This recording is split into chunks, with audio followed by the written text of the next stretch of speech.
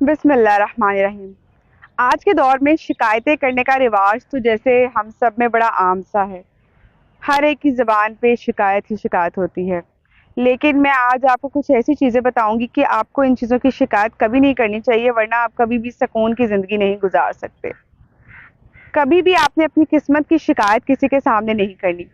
قسمت کا رونا دھونا کسی کے سامنے نہیں رونا کہ ہائے میری قسمت تو خراب ہے، میری قسمت تو پھوٹی ہوئی ہے، میری قسمت میں تو غریب رہنا لکھا ہے۔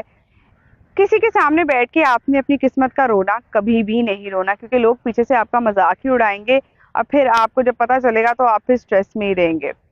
اپنی قسمت بدلنے کی کوشش خود کریں، اللہ سے دعا کریں اپنی قسمت بدلنے کی، اللہ پاک دعائیں ضرور قبول کرتا ہے۔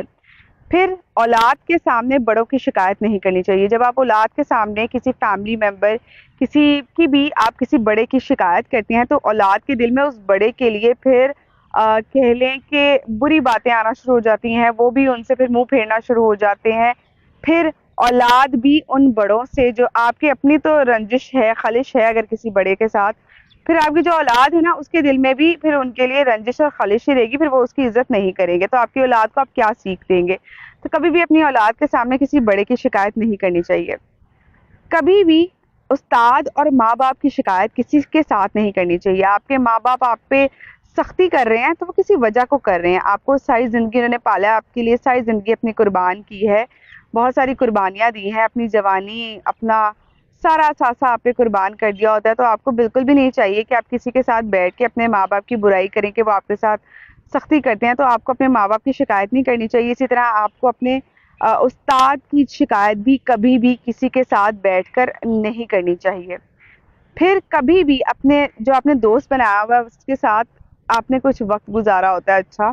اچھا برا وقت ہر ایک کی زندگی میں آتا ہے، ہر انسان کا ایک اچھا پہلو بھی ہوتا ہے، ایک برا پہلو بھی ہوتا ہے، تو کبھی بھی اپنے جو دوست کی شکایت ہے نا وہ آپ کو کسی کے ساتھ بیٹھ کر نہیں کرنی چاہیے۔ پھر وہ کس بات کی دوستی ہے کہ اگر برا وقت آیا یا وہ برا سلوک کر رہا ہے، دل میں اس کی بات ہی نہیں رکھ پا رہے اور آپ اس کی شکایتیں کر رہے ہیں دوسروں کے ساتھ،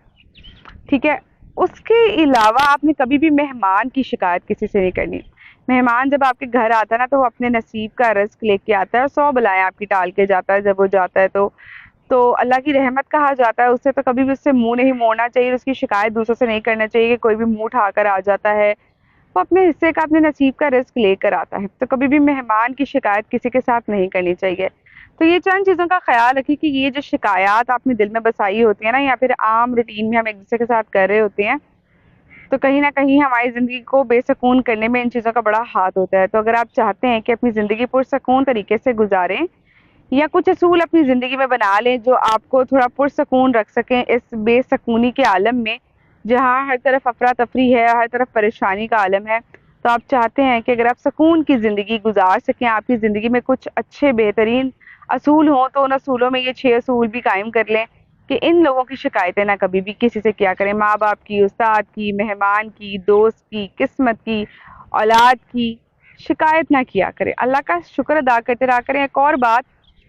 کہ آپ کے پاس اگر اپنا آج کے دور میں مکان موجود ہے نا تو پھر تنگی کی شکایت نہ کیا کریں، اللہ کا شکر ادا کریں کہ اس مشکل حالات میں بھی آپ کے پاس اپنی چھت ہے، اپنا گھر، اپنی جگہ موجود ہے، اور اپنی جگہ موجود ہونے کے باوجود اگر آپ تنگی کا رونا روتے رہیں ہر ایک کے آگے اور ناشکری کرتے رہیں تو یہ سراسر غلط بات ہے۔ اللہ کا شکر ادا کرتے رہیں، اللہ پاک نے آپ کو جتنے سے بھی نوازا ہے، اللہ پاک آپ کے لیے بہترین وقت بھی لے کر آئے گا، اگر آج تھوڑی سی تنگی ہے تو آگے بہتر وقت بھی آئے گا۔ اس لیے اپنی زندگی میں شکایتیں جو آپ نے پال رکھی ہیں انہیں سائڈ پہ کر کے اللہ کا شکر ادا کرنا سیکھیں، جتنا شکر ادا کریں گے اللہ پاک آپ کو اور عطا کرے گا۔